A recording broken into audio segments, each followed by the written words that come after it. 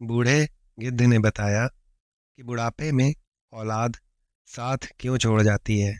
जी हाँ दोस्तों, आज का वीडियो बिना स्किप किए सभी को देखना चाहिए, क्योंकि बुढ़ापा तो एक दिन सभी पर आएगा ही।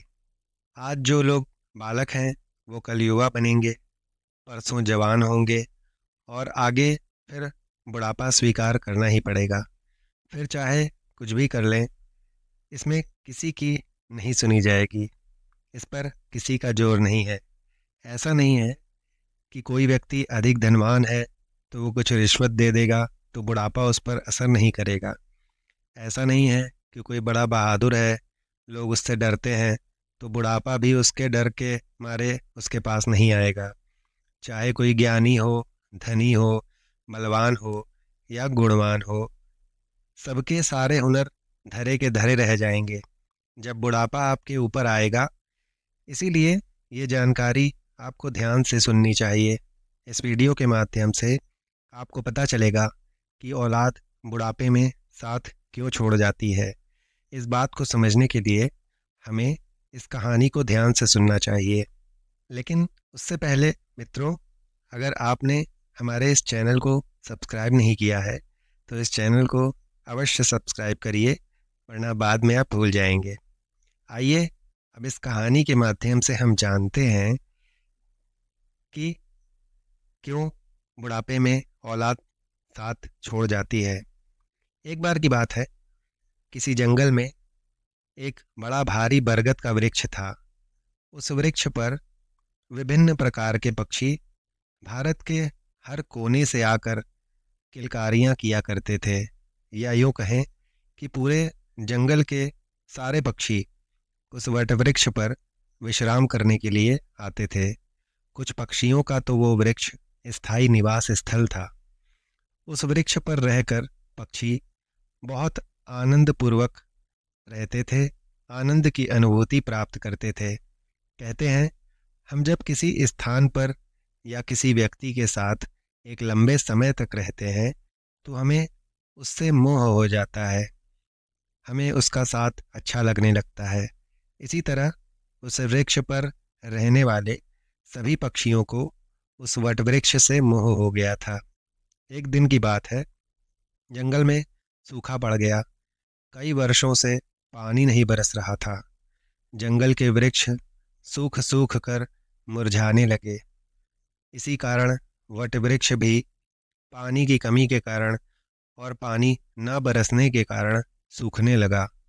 समस्त पक्षी धीरे धीरे उस वृक्ष को छोड़कर जाने लग गए। जब वो वृक्ष पूरी तरह से सूख गया, उसके पेड़ डालियां टूट टूट कर नीचे गिरने लगे, तो उस वृक्ष पर रहने वाले सारे पक्षी उस वृक्ष को त्याग कर किसी दूसरे स्थान पर चले गए।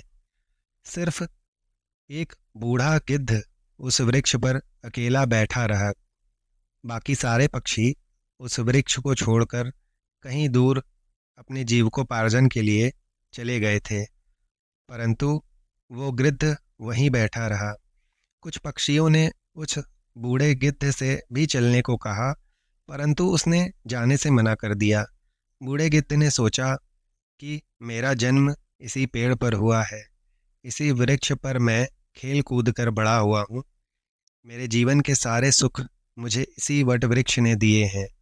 आज जब इसके ऊपर विपत्ति आई है तो मैं इसे इस विपत्ति में छोड़कर अकेला कैसे चला जाऊं। इस वृक्ष ने ही मुझे पाल पोस कर बड़ा किया है, हर दुख में सुख में मेरा साथ दिया है।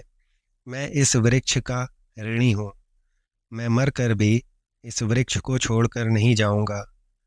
वे लोग बड़े खुदगर्ज होते हैं जो अपने माँ बाप को बुढ़ापे में छोड़कर चले जाते हैं या परदेश में रहकर सुखपूर्वक जीवन बिताते हैं, घर पर अपने वृद्धजनों को भूल जाते हैं।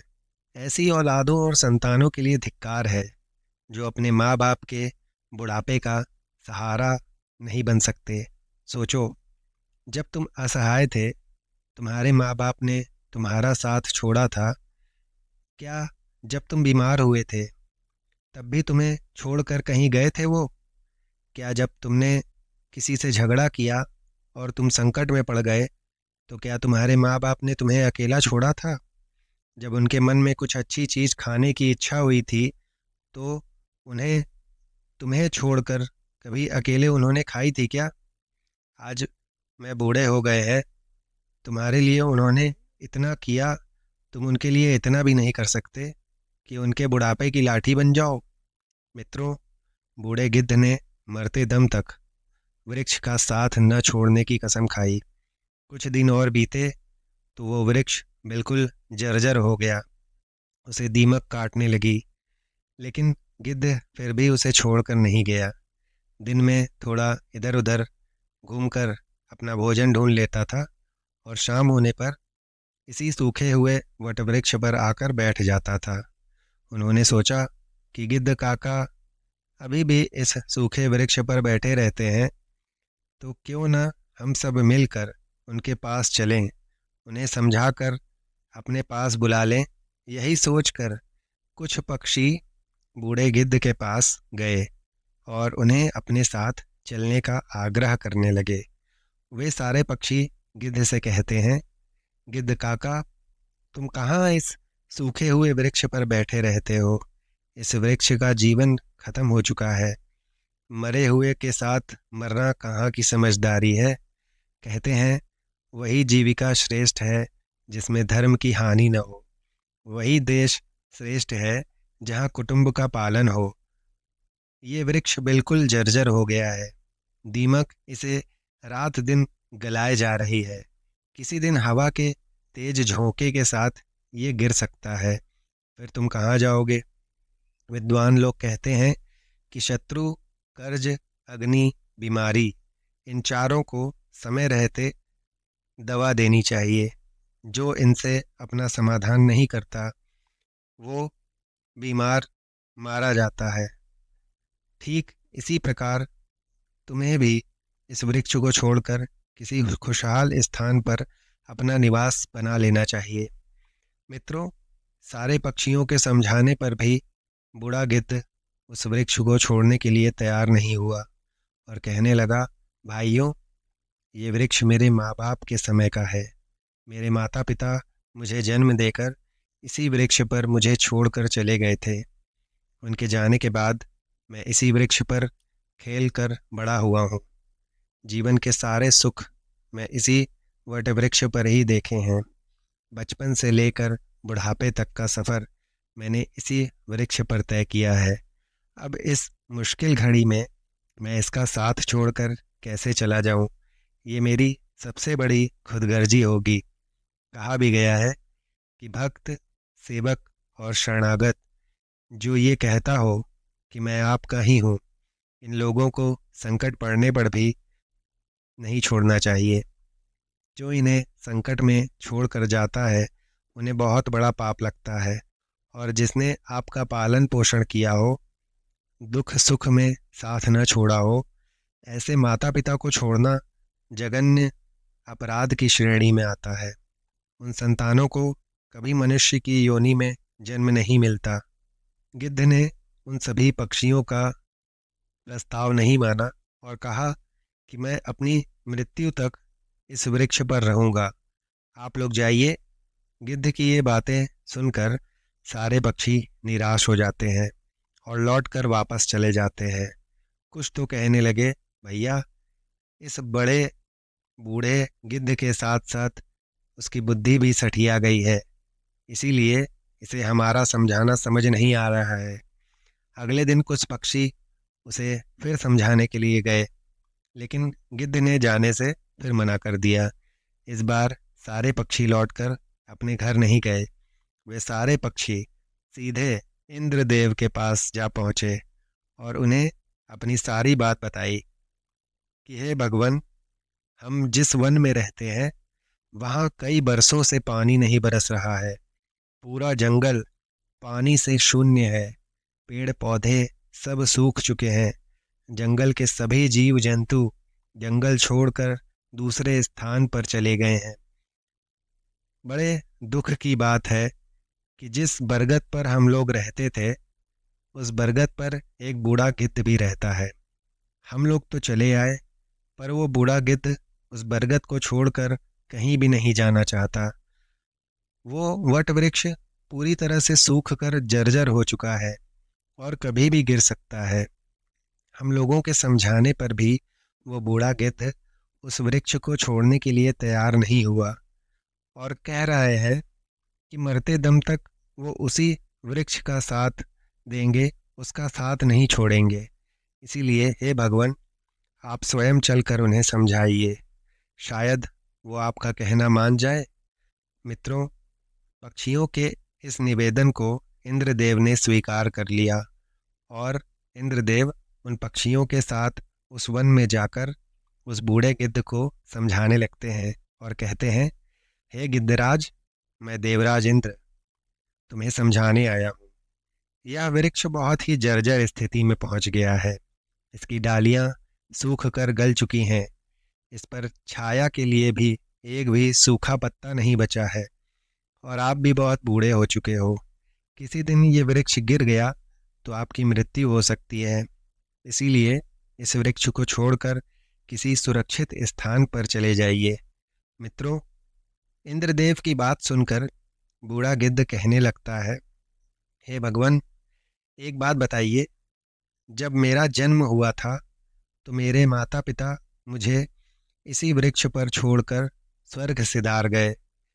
मैं जब असहाय था तो मुझे इसी वृक्ष ने पाल पोस कर बड़ा किया। मैं इसी पर खेला कूदा हूँ। इसी वृक्ष पर रहते रहते मैं बूढ़ा हो गया और मेरा पूरा जीवन इसी वृक्ष की छांव में बीता है। आज जब इस वृक्ष पर विपत्ति आ गई तो मैं इसे अकेला छोड़कर कैसे चला जाऊं? आप सब लोग यही करते हैं कि विपत्ति आने पर गरीबी में अपने बंधु बांधवों का साथ छोड़कर चले जाते हैं। मैं उन मतलबी लोगों की तरह नहीं हूँ। मैं मरते दम तक, आखिरी सांस तक अपने माता पिता के तुल्य इस वृक्ष का साथ निभाऊंगा। उस बूढ़े गिद्ध का ऐसा अद्भुत प्रेम देखकर इंद्रदेव आश्चर्यचकित हो जाते हैं और बहुत खुश भी होते हैं और कहते हैं, मैं तुम्हें वरदान देता हूँ, बताओ तुम्हें क्या चाहिए। तब वो बूढ़ा गिद्ध कहता है, हे भगवान, यदि आप देना ही चाहते हो तो मुझे ये वरदान दो कि इस बरगद को पूरी तरह हरा भरा कर दो, इसकी आयु बढ़ जाए। मैं तो वैसे भी बूढ़ा हो चुका हूँ, थोड़े बहुत दिनों का जीवन शेष बचा है। मेरे बाद इस वृक्ष की छाया में हजारों पक्षी सुख से रह सकेंगे, सबका भला होगा तो मुझे भी खुशी होगी। गिद्ध की बात सुनकर इंद्रदेव ने उस वृक्ष को फिर से हरा भरा बना दिया, पूरे जंगल में पानी बरसा दिया। सारे जंगल के वृक्ष फिर से हरे भरे हो गए, चारों तरफ हरियाली छा गई। जो जीव जंतु पशु पक्षी जंगल को छोड़कर चले गए थे वो फिर से इसी जंगल में लौट आए। सारे पक्षी इस बरगद पर आकर किलकेरियां करने लगे। सारे पक्षी उस बूढ़े गिद्ध की खूब सेवा करने लगे। उनके लिए भोजन पानी सब वहीं ला कर देते थे। तो मित्रों, इस प्रकार गिद्ध का शेष जीवन सुखपूर्वक बीत गया। हमें भी इस कहानी से ये सीख लेनी चाहिए कि अपनों का बुरे वक्त में कभी भी साथ नहीं छोड़ना चाहिए। खासकर पालन पोषण करने वाले उस पिता का, जो आपके जीवन दाता है। आपको पाल पोस कर बड़ा करने में उन्होंने बहुत तकलीफ़ उठाई है। उनके बुढ़ापे में यदि आप सहारा उनका नहीं बन पाते हैं तो वो जीवन किसी काम का नहीं रहेगा। दोस्तों, अगर ये वीडियो आपको पसंद आया हो तो इसको अवश्य लाइक करिएगा। हमारे चैनल को सब्सक्राइब करना मत भूलिएगा। कमेंट में राधे राधे अवश्य लिखिएगा और पुनः अगली वीडियो में आपसे मुलाकात होगी। आप सभी का बहुत बहुत धन्यवाद मित्रों।